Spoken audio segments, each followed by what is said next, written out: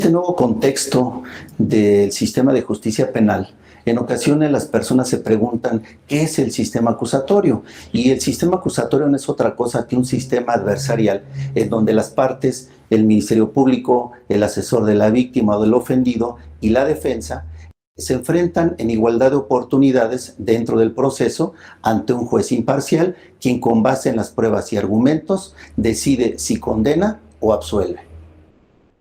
Dentro de este nuevo sistema de justicia penal existen principios muy importantes que van a sustentar la actuación de las partes en este nuevo sistema. Dichos principios son de publicidad, contradicción, concentración, continuidad e inmediación. Cada uno de ellos representa un aspecto importante dentro de cada una de las etapas de este nuevo sistema. El primer principio de este nuevo sistema se denomina principio de publicidad. Este principio tiene que ver precisamente con que cualquier persona puede ingresar a una sala de audiencias a presenciarla, además de las partes intervinientes, y esto quiere decir que la publicidad es para que todo el público que quiera acudir a una audiencia pueda enterarse de cómo transcurre esta, claro, con las salvedades que la misma ley procesal establece como prohibición, tratándose, por ejemplo, de asuntos que tienen que ver con delincuencia organizada, con violación o algún otro delito de alto impacto a la sociedad. El segundo principio, principio de contradicción, es el acto por medio del cual las partes podrán conocer, controvertir y confrontar precisamente los medios de prueba, así como oponerse a las peticiones de cada una de ellas.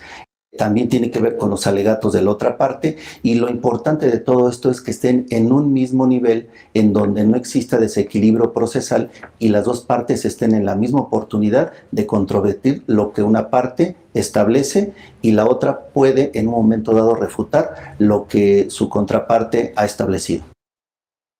Principio de concentración. Esto significa que las audiencias se van a tener que desarrollar en un mismo día o en días consecutivos hasta la conclusión del proceso. Principio de continuidad. Este principio se refiere a que las audiencias se llevarán a cabo de forma continua, sucesiva y secuencial. Principio de inmediación.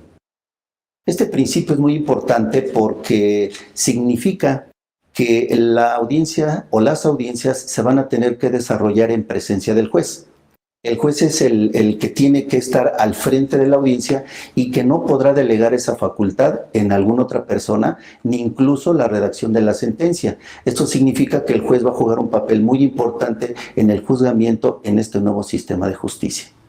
Dentro de este sistema, la novedad es que existen 3 jueces que van a verificar diversas etapas dentro del nuevo sistema de justicia oral.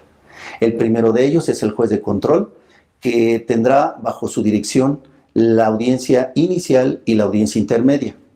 El juez oral, desde luego, verificará que el desarrollo de la audiencia propiamente dicha en el desahogo de pruebas se lleve de una manera perfecta como lo establece la ley, y el juez de ejecución, que será el que ejecute la sentencia, que vigile la ejecución de la sentencia que ha emitido el juez del juicio oral. Las etapas del nuevo sistema oral son la etapa de investigación, la etapa intermedia y la etapa de juicio. La primera de ellas, la etapa de investigación. En esta etapa, el Ministerio Público y la Policía van a reunir los elementos que le permitan esclarecer los hechos y determinar si cuentan con elementos suficientes para solicitar el ejercicio de la acción penal ante el juez de control. Y es muy importante porque aquí es donde prácticamente inicia la parte fundamental, la parte toral del sistema penal acusatorio. La etapa de investigación tiene varias subetapas. La primera de ellas, cuando existe una persona detenida, se denomina control de legalidad de detención. Si efectivamente los agentes captores detienen una persona, el juez tendrá que valorar si esa detención fue legal. Posteriormente se pasa a otra etapa que se llama etapa de imputación, donde el Ministerio Público le dirá al imputado que se está llevando a cabo una investigación por determinados hechos y que lo denuncia determinada persona. Posteriormente viene la vinculación a proceso y posteriormente se pide el cierre de investigación, donde en esta etapa existe una etapa no formalizada de la investigación y cuando se pide el tiempo para cerrar la investigación, aquí entramos en una etapa que se llama investigación formalizada y que tendrá que ser mínimo 2 meses, máximo 6 meses. Ahora hablaremos de la etapa intermedia. La etapa intermedia inicia con el escrito de acusación por parte del Ministerio Público y su finalidad es la preparación del juicio oral. En ella las partes presentan pruebas y el juez va a determinar si estas pruebas reúnen los requisitos para poder ser desahogadas en el juicio oral. Es muy importante porque esta etapa prácticamente está poniendo el cimiento de lo que se va a desarrollar dentro del juicio oral. En la etapa de juicio oral, el juez se encarga de conocer los hechos, las pruebas y los argumentos vertidos por las partes. Esto es muy interesante porque inmediatamente después de que se cierre el debate, el juez dictará su fallo y esto llevará consigo de que señalará la fecha para la explicación de la sentencia y la reparación del daño.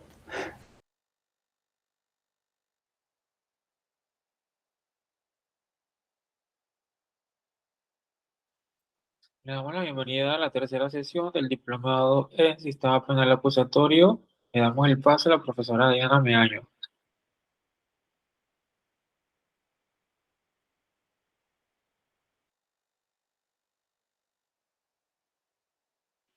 Tiene el micrófono apagado, profesora.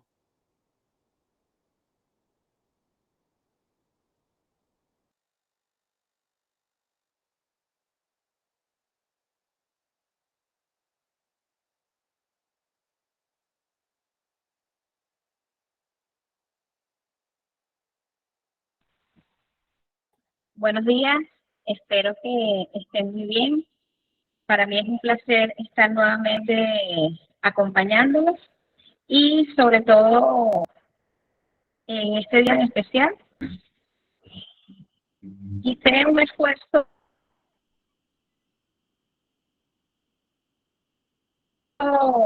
sumamente humano para estar el día de hoy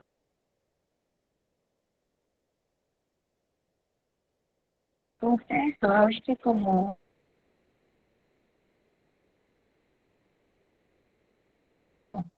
yo les dije en las primeras clases,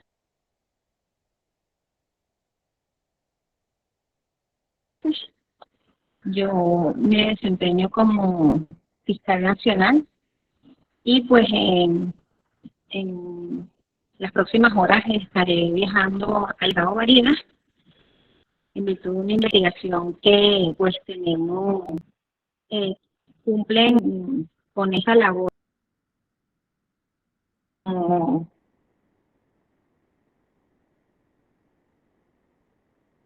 bien lo dije, pues de ser padres. Voy a compartir entonces las láminas que tengo visualizando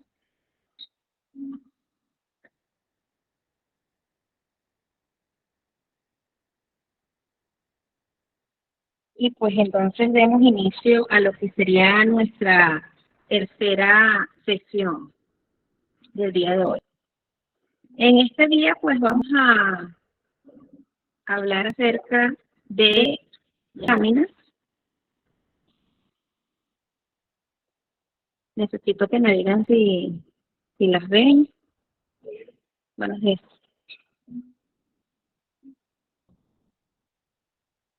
¿Las ven?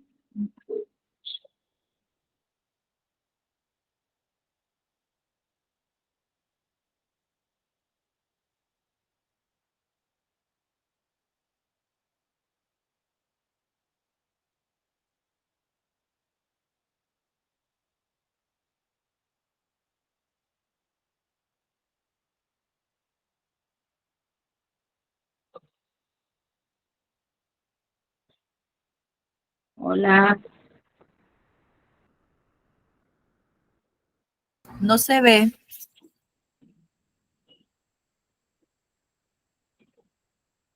Quiero saber si están viendo las láminas.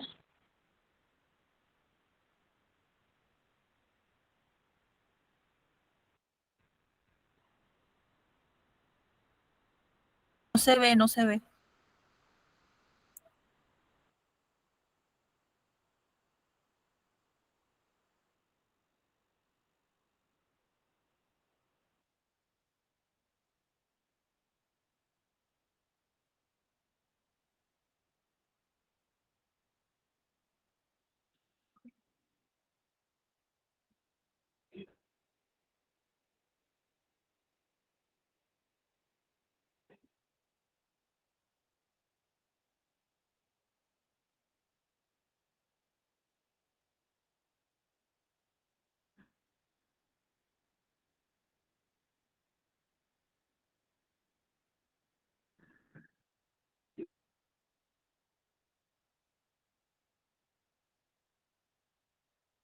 Ujú.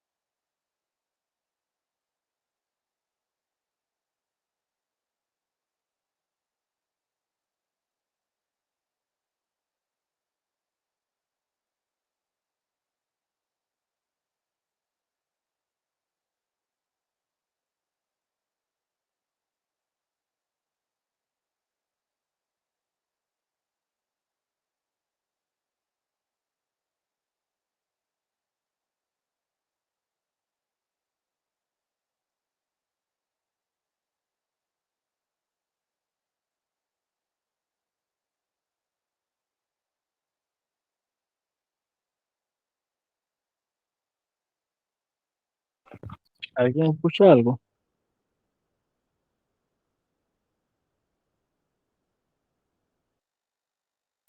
Parece que se salió.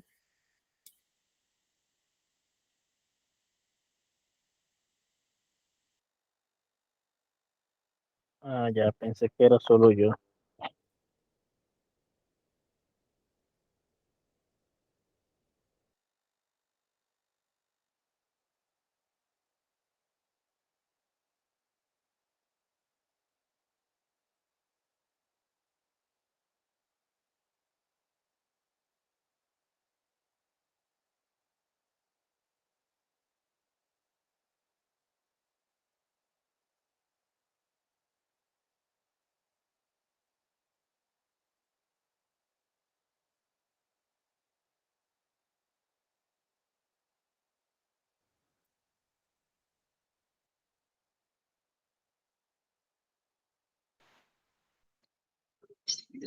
Hola, buenos días. Buenos Bueno, días, vamos profesor. Buenos días. a continuar entonces con nuestra clase del día de hoy. Pues hoy tenemos una clase acerca de lo que es el sistema probatorio, que es lo que hemos venido viendo hasta el momento. Y pues además de ello, tal y como lo habíamos visto, estábamos hablando acerca o hemos hablado acerca de las fases del proceso penal, y que en el proceso penal uno de los procedimientos que se rigen en este proceso penal es el procedimiento ordinario, pero que a su vez, además del procedimiento ordinario, en el proceso penal encontramos también un procedimiento abreviado. Es decir, que la forma como se lleva el proceso se puede llevar de la forma ordinaria, cumpliendo todas y cada una de lo que demanda el proceso penal, y una forma abreviada que va a suprimir los lapsos, donde los lapsos van a ser más cortos. Nos vamos a o va a recortar lo que es la fase de juicio, y pues entonces cuando hablamos de ese proceso abreviado, hablamos de que es un proceso novedoso por cuanto el mismo comenzó a regir con el sistema penal acusatorio, es decir, no es propio del sistema inquisitivo, sino del sistema penal acusatorio.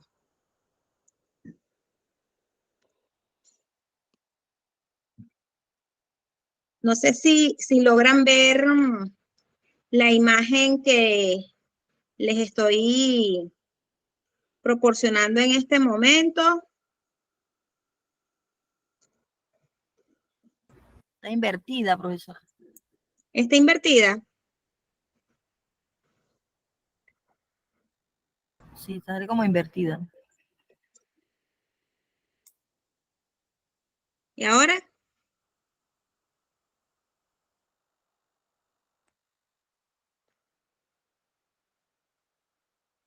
Sigue invertida. Sigue invertida. Así. Así. ¿Y si logran verla?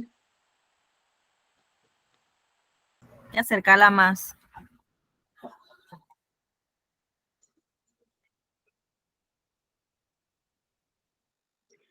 Ok. Cuando nosotros hablamos de este sistema penal acusatorio, de todas maneras, yo voy a tratar de, entonces, pudiera dejársela, esta presentación, se las puedo pasar a su correo. Me pasan sus correos y yo se las puedo hacer llegar a sus correos para que la tengan. De hecho, esta y todas las presentaciones que hemos visto a lo largo de este diplomado.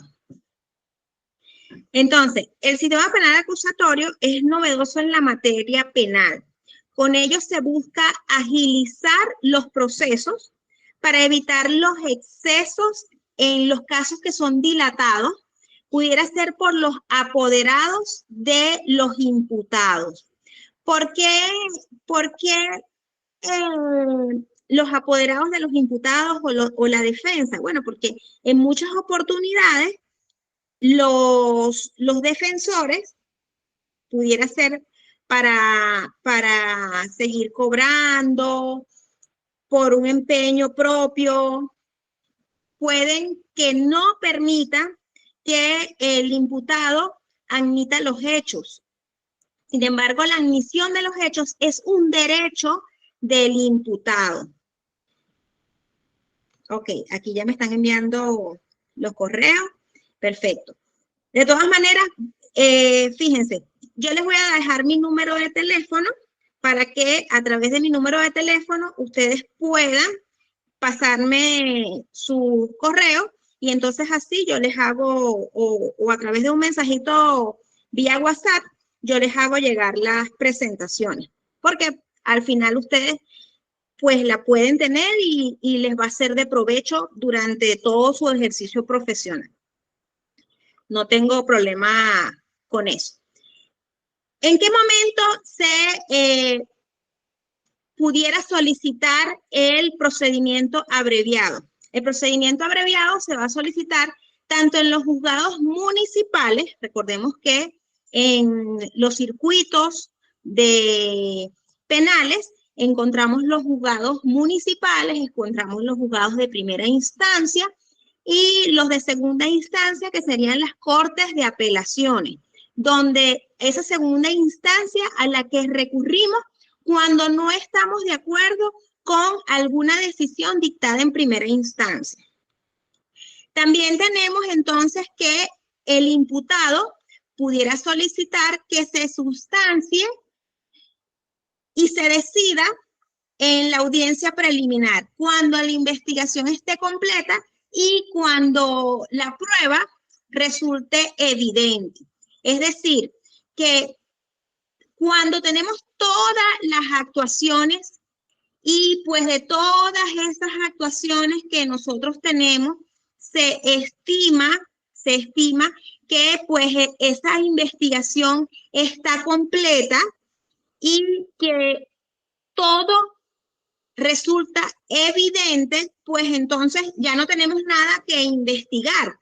Abreviamos o reducimos ese proceso y pues puede ser a solicitud del Ministerio Público, pero debe estar de acuerdo tanto la defensa como el imputado para que entonces así se pueda llevar a cabo el procedimiento por la vía del procedimiento abreviado.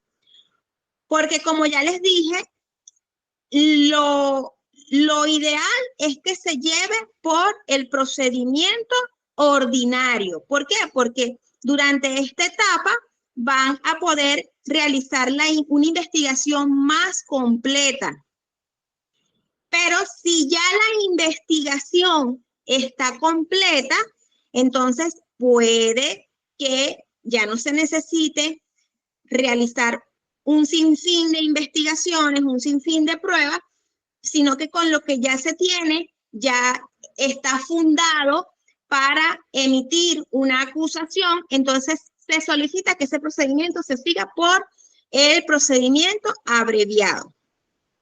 También el Ministerio Público, cuando el imputado sea detenido en flagrancia, es decir, que nosotros entendemos por flagrancia, ese delito que se acaba de cometer o a poco de cometerse, o que exista una confesión simple de su parte y que se encuentre sujeto a la detención preventiva o a una medida cautelar equivalente, para pedir que ese llamamiento a juicio sea directo.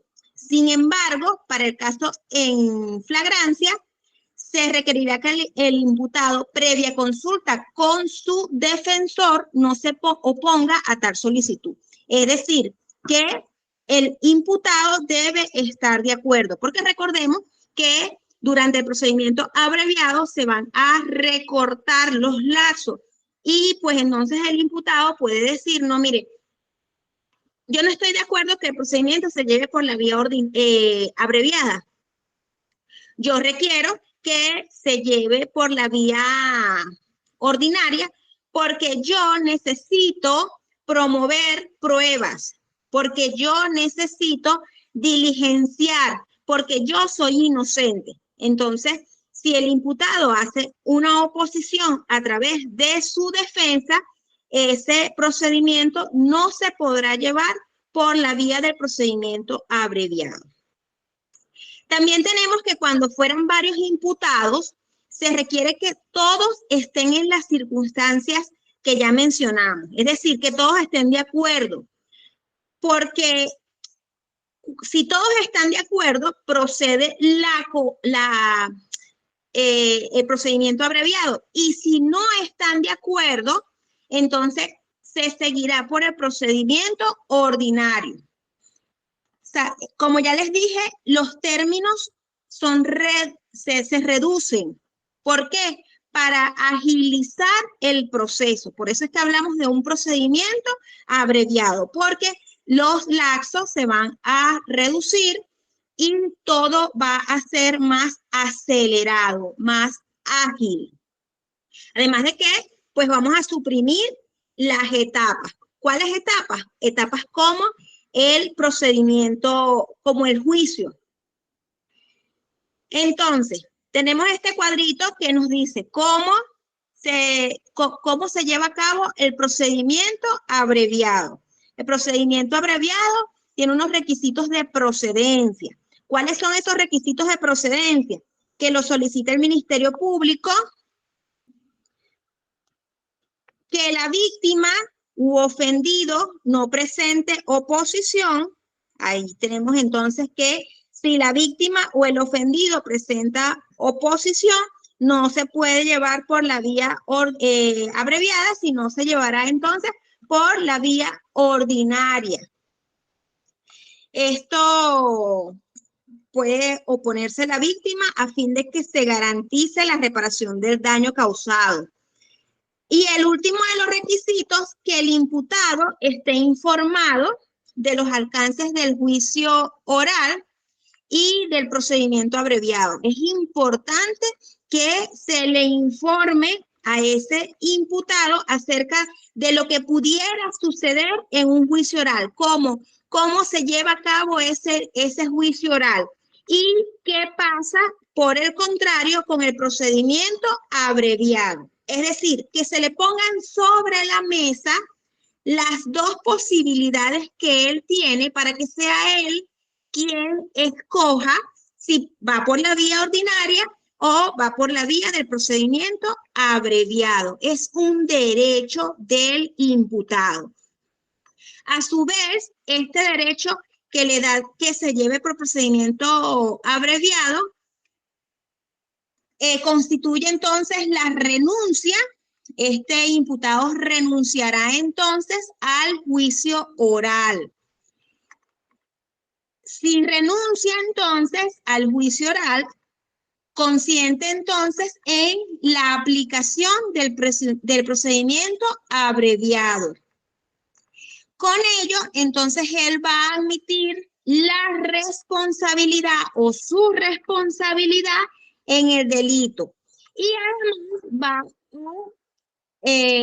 señalar o va a aceptar ser sentenciado en los términos de la exposición del Ministerio Público.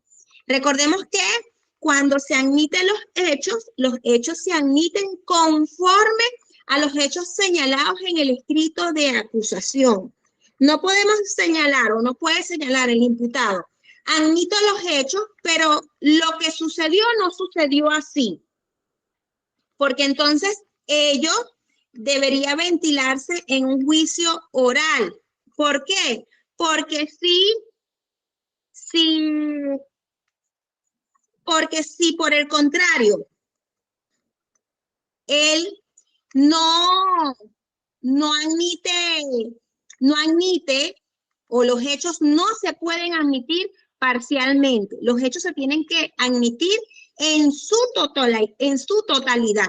La admisión de los hechos de forma parcial constituye una violación al derecho a la defensa de esa persona. ¿Por qué? Porque los hechos son tal cual como se señalan en el escrito de acusación.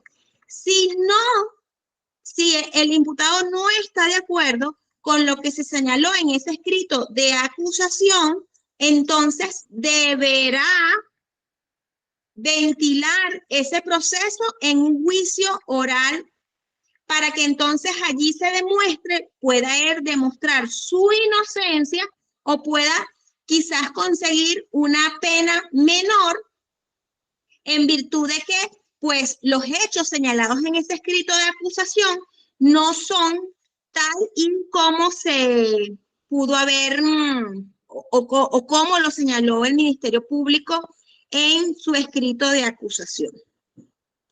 Es importante entonces que hablemos acerca de lo que es la acusación. ¿Por qué? Porque la acusación es la que va a dar inicio entonces a las otras fases del proceso. Sin una acusación, entonces no podremos iniciar lo que es la fase intermedia, no podremos entonces tener una fase de juicio oral, porque para ello necesitaríamos ese escrito, ese acto conclusivo. ¿Por qué acto conclusivo? Porque a través de él terminamos con la fase de investigación, a través de unos elementos ciertos y fundados de que esa persona a la cual nosotros vamos a acusar es la que cometió o la que participó en la comisión de ese hecho punible. La acusación, entonces, debe o contiene unos requisitos formales y unos requisitos materiales. Se debe cumplir, entonces, con esos requisitos formales o esos requisitos que debe contener ese escrito de acusación. Vamos a revisar un poco acerca de cuáles son esos requisitos que debe contener ese escrito de acusación. Y dentro de esos requisitos que debe contener ese escrito de acusación, pues primeramente se va a encabezar el carácter con el que actúa ese fiscal del Ministerio Público, además de que pues va a señalar entonces, además del carácter con el que actúa, el precepto jurídico con el que actúa y con el que va a interponer ese escrito de acusación. La individualización de ese acusado y además de que individualiza a ese acusado, debe identificar a su defensor. ¿Por qué? ¿Por qué debe estar identificado el defensor? A fin de que se señale que esta persona tiene a alguien que lo está defendiendo en sus derechos, está cumpliendo con uno de los principios del proceso penal, que es el derecho a la defensa. Además, la identificación de la víctima u ofendido y su apoderado judicial, si es que lo tiene. Porque también pudiera ser que la víctima no tenga un representante legal y entonces en este caso es el Ministerio Público.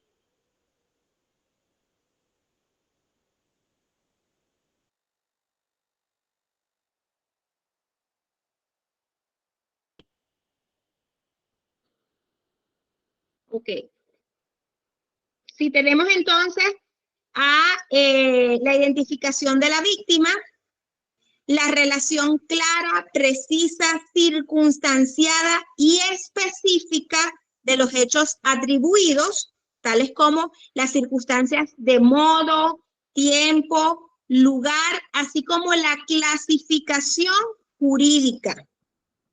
Tenemos entonces circunstancias de modo, circunstancias de tiempo y las circunstancias de lugar, cómo sucedieron esos hechos. Es decir, debe señalar de forma clara, precisa y circunstanciada los hechos, especificando el modo, cómo sucedió, el tiempo, cuándo sucedió, el lugar, dónde sucedió. Además debe tener la relación de las modalidades del delito, la autoría o la participación concreta que se le atribuye a ese acusado, la expresión de los preceptos legales aplicables, el señalamiento de los medios de prueba que pretenda ofrecer, así como la prueba anticipada que se hubiere desahogado en la etapa de investigación. ¿Alguien sabe lo que es la prueba anticipada? ¿Me podría señalar a alguien qué es la prueba anticipada?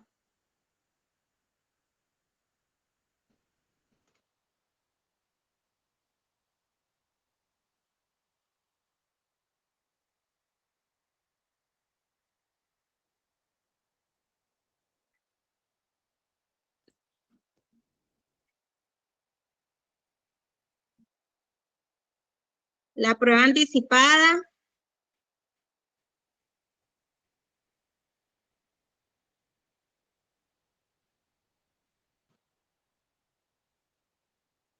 Nadie sabe lo que es la prueba anticipada.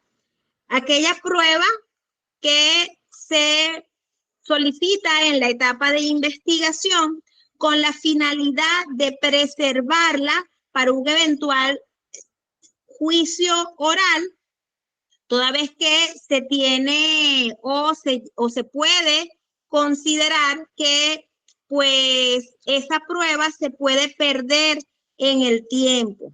Es por ello que se lleva o se recoge a través de la figura de la prueba anticipada para preservarla. ¿Por qué? Porque la misma puede perderse, destruirse en el tiempo.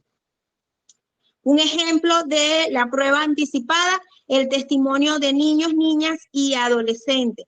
Sobre todo el testimonio de niños que por su corta edad puede perderse en el tiempo en virtud de que el niño o la niña olvide parte de los hechos.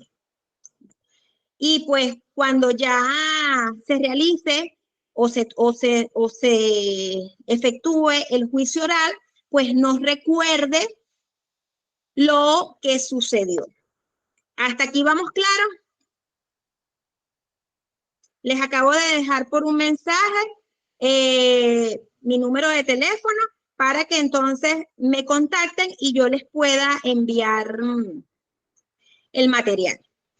Tenemos también que en el escrito de acusación se puede señalar el monto de la reparación del daño y los medios de prueba que ofrece a fin de probar esos daños, además de la pena o medida de seguridad cuya aplicación se solicita, incluyendo en esos casos el correspondiente al concurso de delito. ¿Alguien sabe lo que es el concurso de delito o cuándo estaríamos enfrente de un concurso de delitos?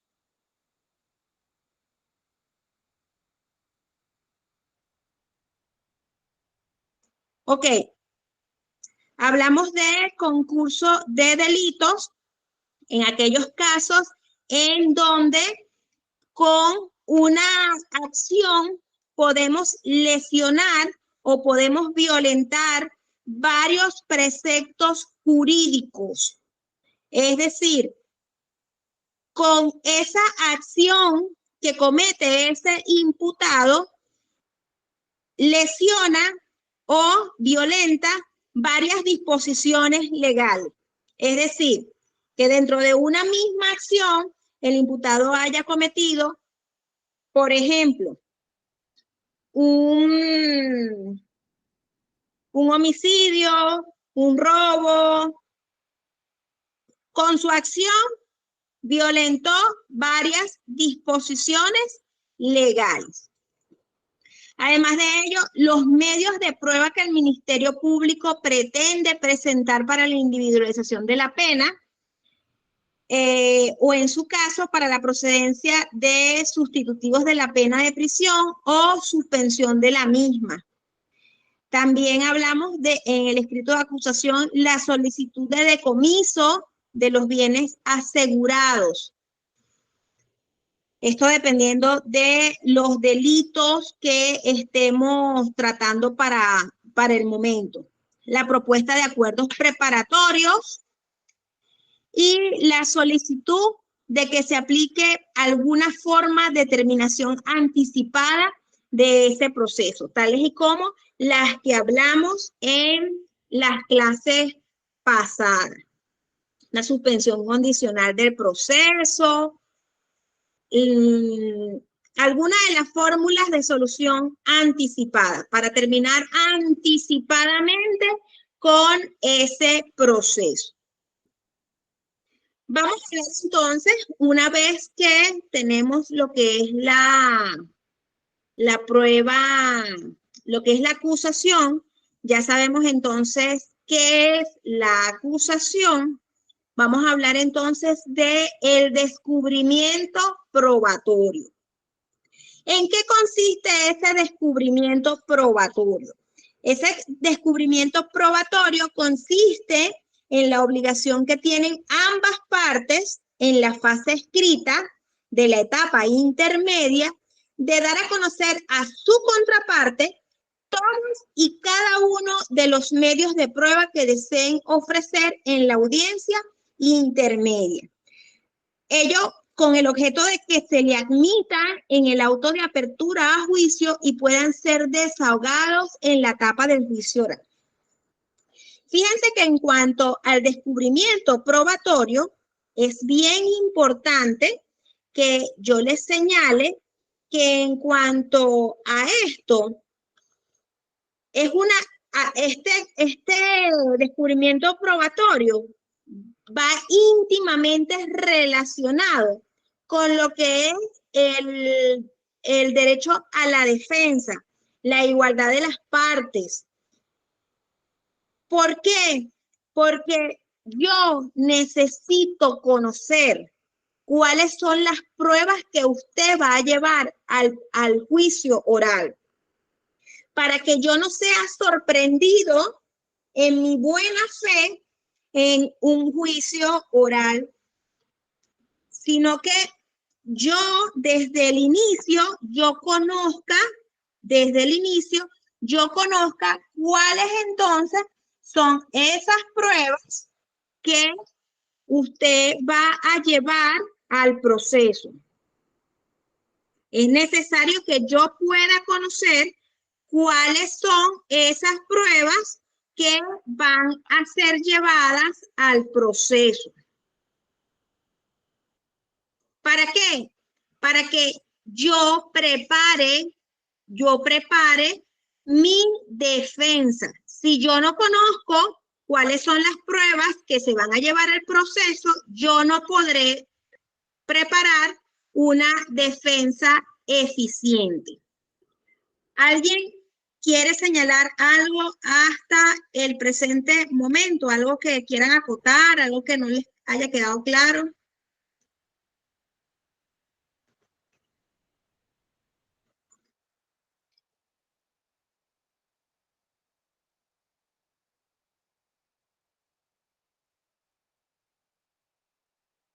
De verdad les pido disculpas por el fallo de hoy, pero en razón de que pues voy saliendo dentro de un rato para el estado de Barinas, no me encuentro en mi casa, sino que estoy en la sede del Ministerio Público y pues estoy utilizando métodos un poco rudimentarios, pero cumpliendo con este llamado y este compromiso que tengo con ustedes. Apenada, pero me queda la satisfacción de saber que estoy cumpliendo con ustedes. ¿El amigo Pacífico va a decir algo? No. Ok. Ajá. El amigo Pacífico levantó la mano. ¿Quiere señalar algo?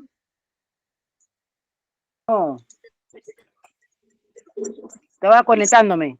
Disculpe. Ah, ok. Muy bien. Bienvenido.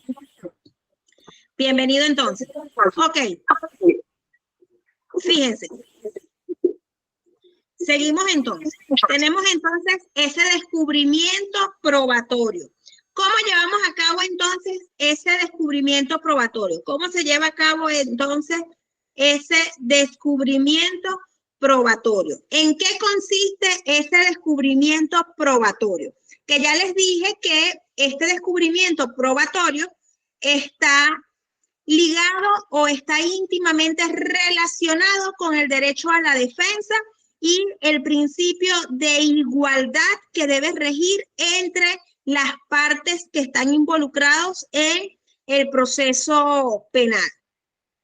El descubrimiento probatorio está a cargo del Ministerio Público. Este consiste en la entrega material a la defensa de las copias de los registros de la investigación, como del acceso que debe dar a la defensa respecto a las evidencias materiales recabadas durante la investigación. La entrega de estas copias solicitadas y el acceso a las evidencias materiales referidas deberá efectuarlo el Ministerio Público inmediatamente que le sea solicitado por la defensa.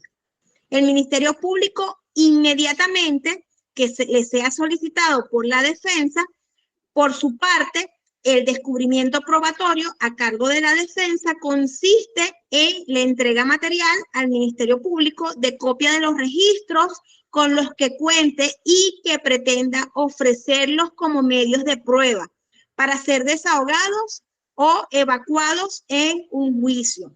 La defensa solo estará obligada a descubrir aquellos medios de prueba que pretende llevar a juicio como prueba.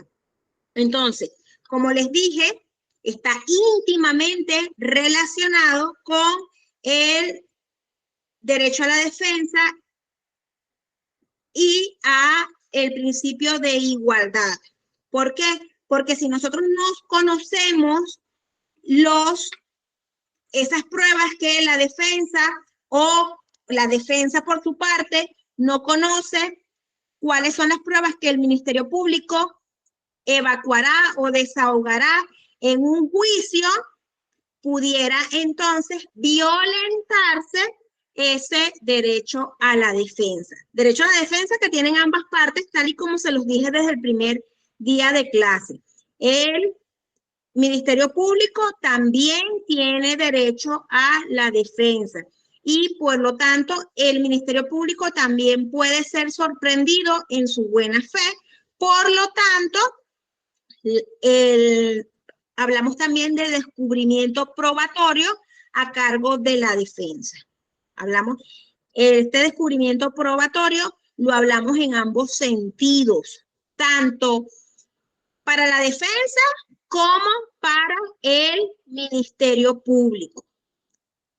Tenemos entonces que cuando hablamos de este descubrimiento probatorio, hablamos de videos, fotografías, grabaciones de voz, informes periciales, aquellos documentos de la carpeta de la investigación, las pruebas periciales, todo aquellas pruebas que vayan a ser evacuadas o desahogadas en un eventual juicio oral, entonces deben ser o deben formar parte del descubrimiento probatorio, bien sea por parte o a cargo de la defensa o por parte o a cargo del Ministerio Público. Tenemos entonces, ¿cómo se lleva a cabo ese descubrimiento probatorio? ¿Qué es ese descubrimiento probatorio? Pues la entrega material. ¿Quién la realiza? El Ministerio Público y la defensa. ¿Qué entrega el Ministerio Público? Bueno, copia de los registros de la investigación y da acceso a las evidencias materiales. Y cuando lo hace la defensa, entonces la defensa hace la entrega material de copia de los registros con los que cuenta, pero solo de los que pretenda ofrecer como medios de prueba. Si los va a ofrecer como medios de prueba, es porque serán evacuados en un eventual juicio oral. Por lo tanto, debe ofrecerlos o debe hacer la entrega material, porque en eso consiste el descubrimiento probatorio. Algo que les quiero dejar claro. Cuando hablamos de descubrimiento probatorio, es como hacerles ver que no podemos llevar una investigación a espaldas del imputado o a espaldas del Ministerio Público. ¿Por qué? Porque ambos pudieran ser sorprendidos en su buena fe y ello violentaría el derecho a la defensa. Tenemos entonces las cargas argumentativas. Cargas argumentativas en la audiencia preparatoria. Toda prueba, para ser admitida, debe cumplir 3 condiciones. Cuando una prueba es promovida en el escrito de acusación, esa prueba, además de que en el momento en que se promueve, se debe señalar en esa promoción la pertinencia, la utilidad y la conducencia o la necesidad. Pertinencia, utilidad y conducencia o necesidad. Aquí en Venezuela hablamos de pertinencia, utilidad y necesidad, que vendría a ser entonces la conducencia. Cuando el juez va a admitir esa prueba que ha sido promovida, tanto bien sea por el Ministerio Público como por la defensa, debe verificar entonces pertinencia, utilidad y conducencia. Sin embargo, argumentativamente, solo se explican las razones de la pertinencia. Argumentar la pertinencia, vamos a ver entonces en qué consiste que se debe argumentar la pertinencia. La pertinencia comprende entonces 2 aspectos perfectamente diferenciables, aunque íntimamente relacionados. El primero de ellos, la trascendencia del hecho que se pretende probar. Es decir, que esta prueba sea tema de lo que se está probando. Y la relación del medio de prueba con ese hecho. Por su parte, la conducencia o necesidad se refiere a una cuestión de derecho. Esto es, la autorización legal para su práctica, y finalmente la utilidad de la prueba se refiere a su aporte concreto. Es decir, ¿por qué es útil para ese proceso? ¿Y qué es lo que yo voy a probar con esa prueba? Ello va a ser oposición a lo que sea superfluo o intrascendente. ¿Por qué? Porque no vamos a adornar ese proceso penal o ese juicio, o nos vamos a agotar en un juicio con pruebas que sean intrascendentales, que no tienen ni pertinencia con el hecho, ni son útiles para probar ese hecho, ni van a ser conducentes para probar ese hecho, ni el derecho. Por lo tanto, entonces deben ser desechadas o serán desechadas por el juez. Es decir, que no van a ser admitidas por ese juez. Sin Sin embargo, fíjense que estamos hablando de las cargas argumentativas en audiencia preparatoria. Y en esas cargas argumentativas no le es dable al juez sustituir a las partes. Es decir, que si el Ministerio Público no argumentó la pertinencia de esa prueba, entonces el juez va a sustituir al Ministerio Público y va a complementar su petición. Es decir, que en su rol de completar su petición, intuir la finalidad, pertinencia y utilidad de las pruebas solicitadas, el juez se inmiscuya. Entonces, esto no le está dado al juez. ¿Por qué? Porque esto rompería el equilibrio entre las partes. Estaríamos violentando lo que les he venido hablando, que es el principio de igualdad. Este equilibrio que debe permanecer entre las partes. ¿Alguna pregunta hasta ahora?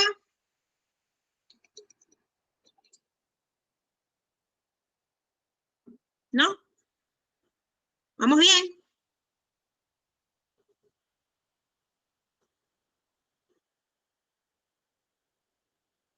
Entonces, tenemos que la argumentación de la pertinencia debe realizarse sobre cada medio de prueba de forma individual, cuidándose de incurrir en alusiones genéricas. ¿Qué quiero decir cuando señalo que nos debemos cuidar de incurrir en alusiones genéricas? Por ejemplo, que no podemos hacer de las pruebas un todo y decir que todas estas pruebas son pertinentes, son útiles y necesarias en virtud de que guardan relación con el presente proceso. ¿Por qué? Porque si lo hacemos de esa forma, estaríamos incurriendo en alucinaciones genéricas. ¿Por qué? Porque estamos promoviendo o argumentando de forma genérica la pertinencia de esas pruebas. Entonces, ¿qué es lo ideal? Que la pertinencia se realice sobre cada medio de prueba de forma individual y que no se haga de forma genérica.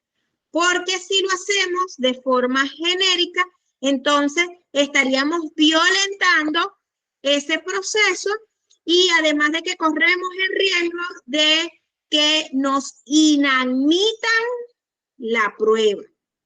Y obviamente, si es una prueba fundamental, ello entonces conllevará que ya sea el Ministerio Público o la defensa, pues que perdamos el caso. Y no es lo que se quiere. Hablamos también de las oposiciones a la práctica de la prueba. Podemos oponernos a que se practique una prueba.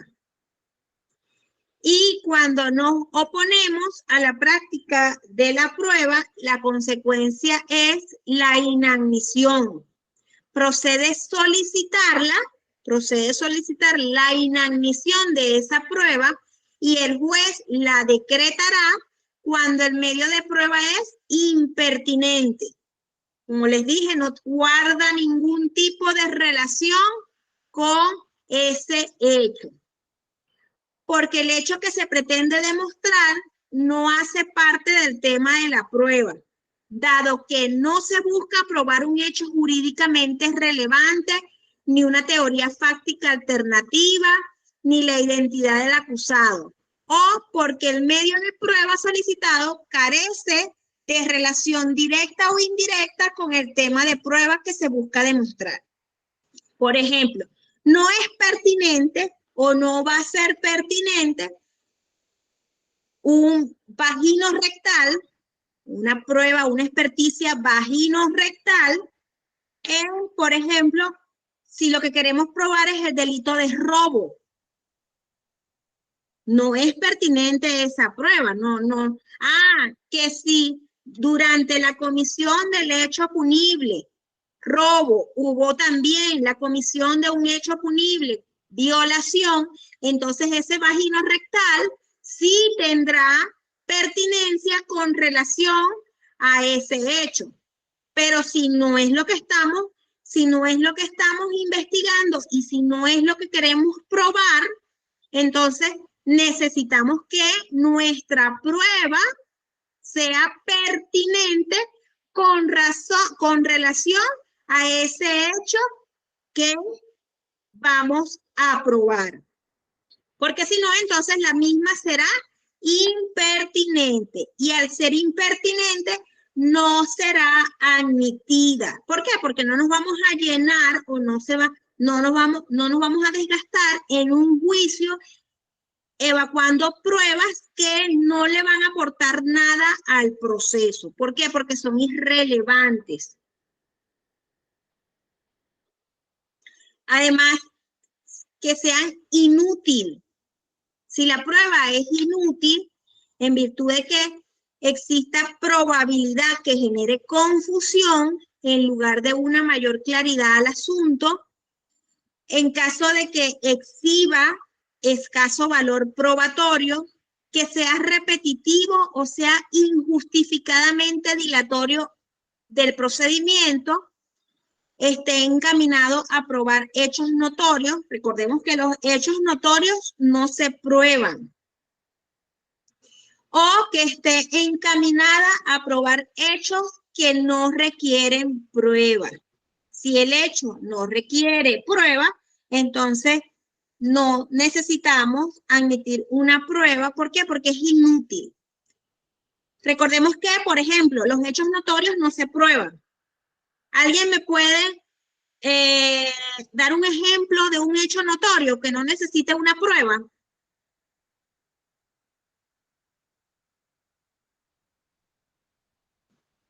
Un ejemplo de un hecho notorio, algo que no necesite prueba.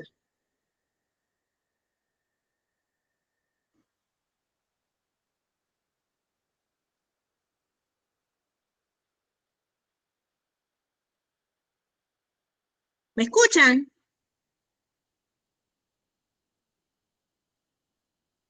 Ok, pongo yo entonces el ejemplo. Un embarazo.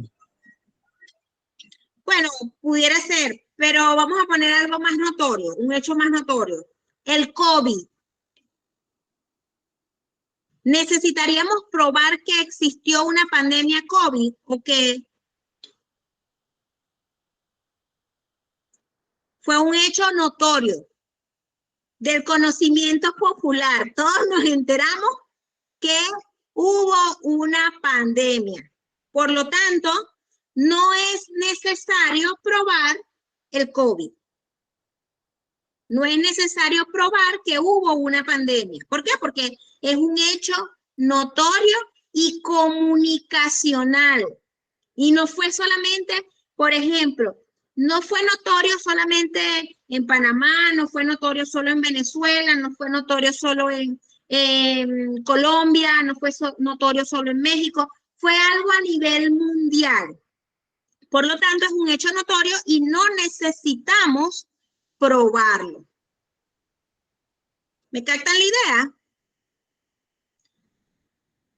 Ok, tenemos entonces inconducente en el caso de exista la obligación legal de probar un hecho con un determinado medio de prueba y no sea el solicitado. Es decir, que esa prueba sea inconducente en el caso. Que existe una prohibición legal de probar un hecho con ese determinado medio de prueba. Por ejemplo,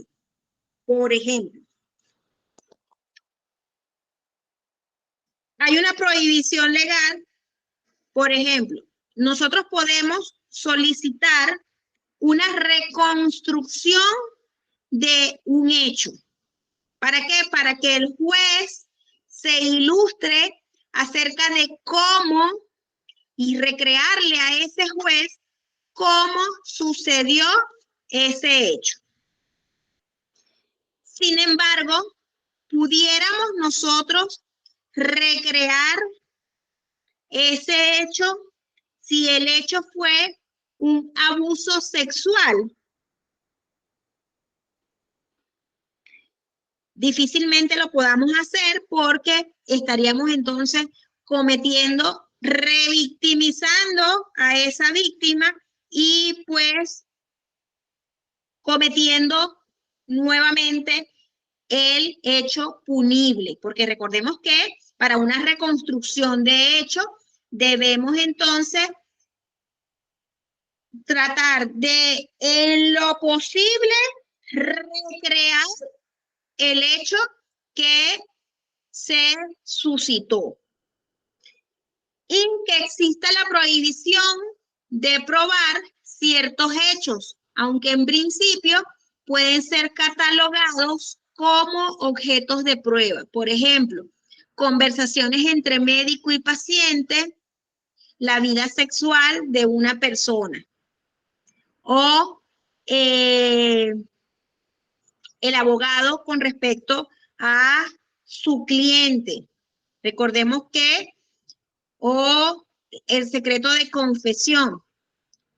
Recordemos entonces que los médicos, los abogados y los sacerdotes de cualquier culto tienen lo que llamamos secreto de confesión. Entonces existe una prohibición de probar ciertos hechos.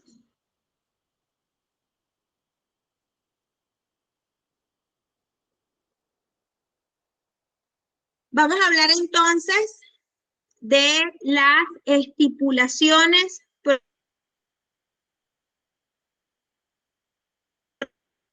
Vamos a hablar entonces de las estipulaciones probatorias.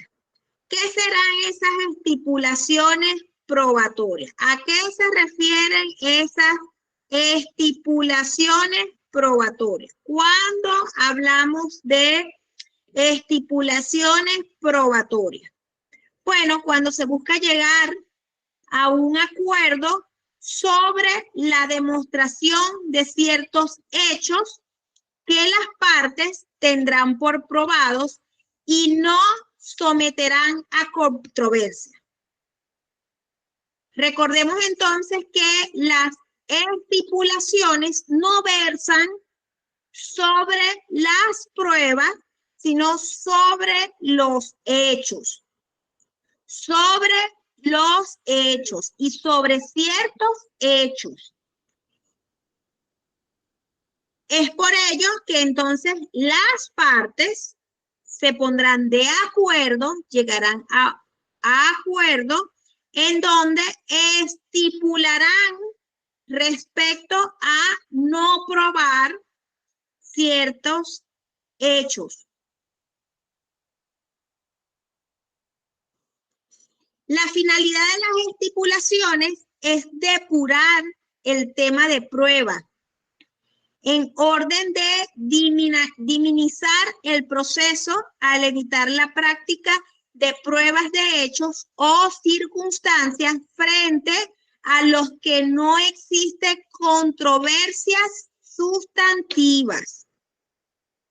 Entonces, tenemos que la finalidad de estas estipulaciones es depurar el tema de prueba, pero esas estipulaciones las hacen las partes, es decir, Ministerio Público con respecto a la defensa.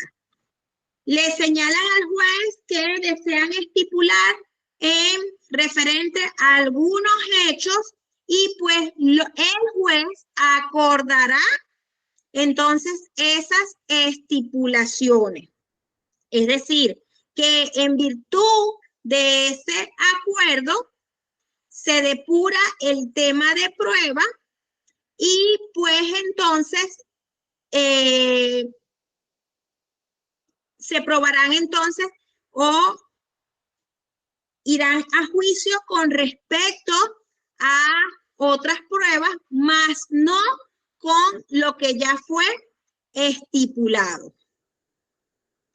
Tenemos entonces que las estipulaciones probatorias tienen unas reglas generales, como lo son que implican la renuncia al derecho a presentar pruebas frente a uno o varios aspectos fácticos, y en particular las estipulaciones solo pueden referirse a hechos.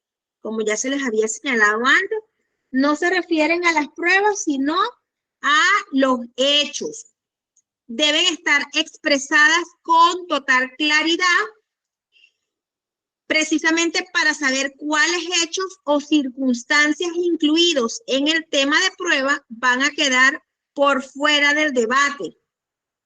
Por esas razones, el juez debe conocer con precisión esos hechos para decidir, entre otras cosas, sobre la admisibilidad de la prueba solicitada por las partes, y porque no tendría sentido aceptar estipulaciones y al tiempo decretar las pruebas concernientes a los derechos o circunstancias sobre las que versó el acuerdo. Es decir, que no tiene sentido que volvamos o que se debata de algo acerca de lo que ya se llegó a un acuerdo. Entonces, tenemos que las razones por las que las partes no pueden estipular las pruebas, sino los hechos, son porque el efecto principal de las estipulaciones es sustraer del debate algunos hechos o circunstancias. Es decir, fíjense en este ejemplo. Yo quiero probar, está probado, vamos a suponer, el hecho de que alguien entró a robar a una casa. Y además de robar, pues abusó sexualmente de una persona. Entonces, se estipula en cuanto a el hecho. Es decir, se sustrae de ese debate el hecho de que esa persona entró a robar a esa casa y se estipula en relación a ese hecho. Entonces, eso va a ser sustraído de ese debate, porque ya eso está claro, ya llegaron a un acuerdo, pero entonces lo que se va a debatir es el abuso sexual. Entonces tenemos también que ello naturalmente incide en las decisiones de los jueces sobre las pruebas que deban practicarse en el juicio. En esa fase, el juez no conoce ni debe conocer el contenido de las pruebas. Recordemos que las pruebas van a ser valoradas en el juicio oral.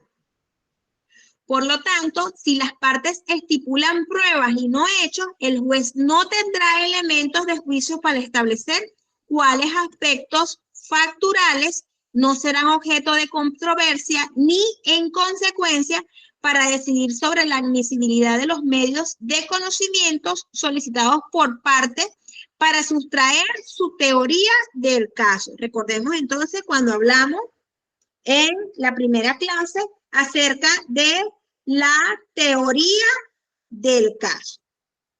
Y tenemos entonces un ejemplo acerca de lo que son las estipulaciones probatorias.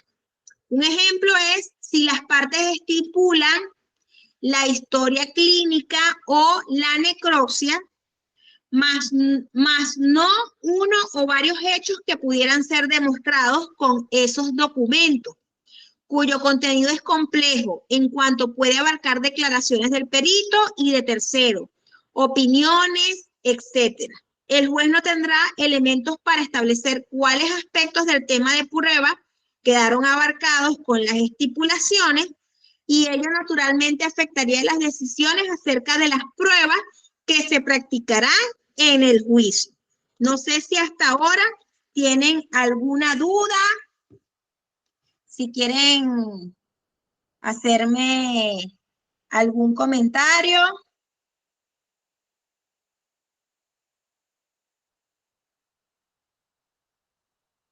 Ok. Anet está levantando. Sí, buenos días, profe. Feliz día a los papás del grupo. Profe, mi pregunta es, todo esto de lo que estamos hablando, el descubrimiento probatorio, las cargas argumentativas, lo que sería la oposición a las prácticas de pruebas y las estipulaciones probatorias, todo eso se va dando con la acusación, posterior a la acusación. Sí, todo esto se da con la acusación. Recordemos que, pues, cuando nosotros hablamos de la acusación, nosotros estamos hablando de que, pues, ya interponemos fíjate que, ya va, vamos a separar un momento aquí algo. Estamos hablando hablamos de procedimiento abreviado. Pudiéramos entonces hablar de procedimiento abreviado y no en el procedimiento abreviado, antes de decidir sobre el procedimiento abreviado, no necesariamente vamos a tener todavía un escrito de acusación. ¿Por qué? Porque podemos decidir sobre el procedimiento abreviado cuando estamos frente a un hecho flagrante. Conocemos lo que es la flagrancia, como yo le dije, aquel delito que se está cometiendo y esa persona es sorprendida cometiendo ese delito o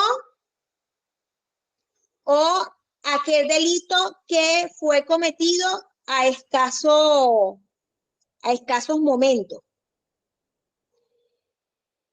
Entonces, tenemos que, pues allí pudiéramos decidir acerca de si el procedimiento se ventila por la vía ordinaria o por la vía del procedimiento abreviado.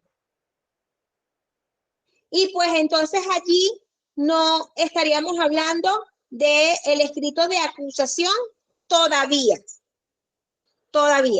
Ahora, cuando hablamos de ya todo lo de las estipulaciones, ya allí sí estamos hablando entonces de que tenemos un escrito de acusación. ¿Alguien más que quiera hacer una pregunta? Profesora, vamos a ver. Profesora, si soy querellante. Ya. Déjame ver el mensajito. Ok. Déjenme primero, voy a tomarle capture. Voy a tomar capture para pasarle las láminas. Fíjense, las personas que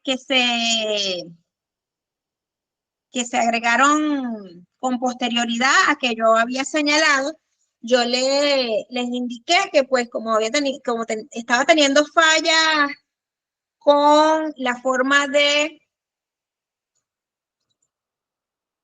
poder compartirle las imágenes, yo se las iba a enviar vía correo electrónico, no solo las imágenes de la presentación del día de hoy, sino también las clases anteriores, porque, bueno, es necesario que ustedes las puedan tener para que, pues, sean de utilidad durante su ejercicio profesional. Entonces, pues yo se las voy a pasar por correo. Ya tomé nota de los correos, tomé capture de los correos para entonces enviarles las presentaciones, tanto la presentación de esta clase como de las anteriores. Y por supuesto la presentación de la clase siguiente. Profesora, si soy querellante y casi todas las pruebas son presentadas por el Ministerio Público, quedaría casi sin pruebas para presentar al ser querellante. quedaría casi sin pruebas que presentar al ser querella o tendría que presentar las mismas pruebas. Miren, fíjense algo. No sé si yo se los dije en la clase anterior, pero yo les había dicho que cuando se interpone un escrito de acusación y cuando las partes presentan sus pruebas, una vez que el juez admite las pruebas, hay algo que se llama el principio de la comunidad de la prueba. Es decir, las pruebas pertenecen al proceso. Las pruebas van a pertenecer al proceso. Por lo tanto, no es que usted se va a quedar sin prueba. No, no se queda sin prueba. ¿Por qué? Porque entonces va a utilizar las pruebas presentadas por el Ministerio Público, las va a hacer también suyas. ¿Por qué? Por el principio de la comunidad de la prueba. Tenemos entonces el principio de la comunidad de la prueba, por lo tanto, ya las pruebas no pertenecen a quien las ofertó, sino que pertenecen a la comunidad de las pruebas. ¿Alguna otra pregunta? Buen día, Alice. Era para aclarar, quisiera que por favor me explicara nuevamente lo que es proceso ordinario y el proceso abreviado. Por favor, ¿cuál sería la diferencia entre ambas? Ok, fíjense, la diferencia de ambas es que en el proceso abreviado, como lo dice su nombre, se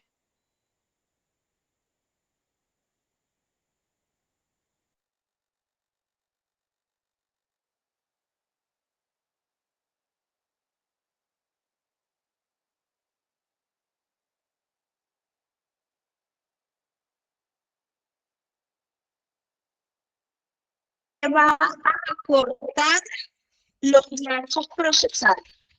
Hablamos de lapsos está sustanciado donde no se necesita llevar una investigación extensa porque el mismo está debidamente sustanciado, entonces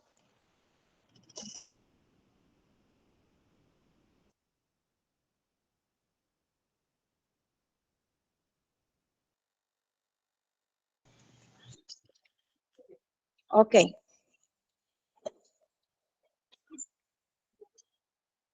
Entonces, al tener toda la carga probatoria y al estar ya plenamente demostrado, entonces se acorta el proceso y es por lo que se sigue por el procedimiento abreviado.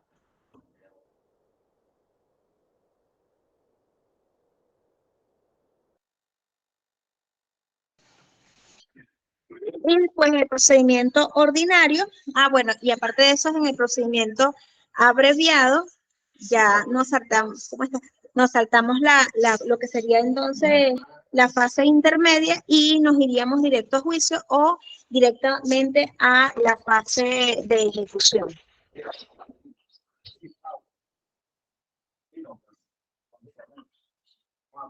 ¿Alguna otra pregunta?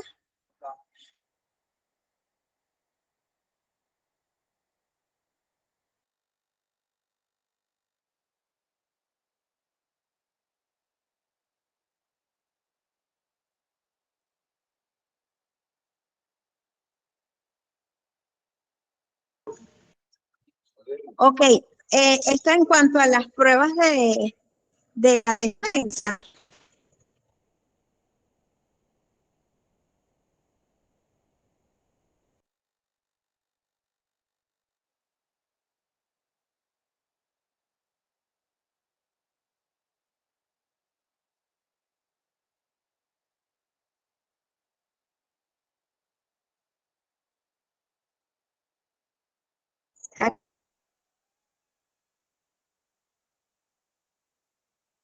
aquí tengo una pregunta que me dicen, pero debo entonces argumentar, se va a argumentar la pertinencia. Pero sin embargo, si